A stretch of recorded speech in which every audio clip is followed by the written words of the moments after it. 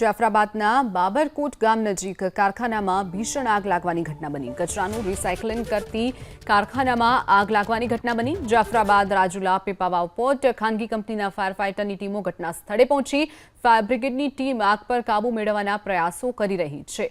આગના કારણે કારખાનામાં મોટું નુકસાન પહોંચ્યું છે। આગ લાગવાનું કારણ અકબંધ છે।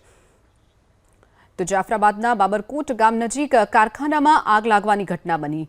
જે કચરાનું રિસાયકલિંગ કરતી ફેક્ટરી હતી તેમાં એકાએક આગ લાગી। આગ લાગવાનું કારણ હજુ સુધી જાણી શકાયું નથી। તો બીજી તરફ જાફરાબાદ રાજુલા પીપાવાવ પોર્ટ અને ખાનગી કંપનીના ફાયર ફાઇટરો પણ ઘટના સ્થળે પહોંચ્યા છે।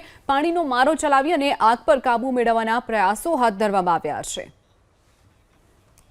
જાફરાબાદના બાબરકોટ ગામ નજીક કારખાનામાં ભીષણ આગ લાગવાની ઘટના બની। કચરાનું રિસાયકલિંગ કરતી કારખાનામાં આગ લાગવાની ઘટના બની। જાફરાબાદ રાજુલા પીપાવાવ પોર્ટ ખાનગી કંપનીના ફાયર ફાઇટરની ટીમો ઘટના સ્થળે પહોંચી ફાયર બ્રિગેડની ટીમ આગ પર કાબૂ મેળવવાના પ્રયાસો કરી રહી છે।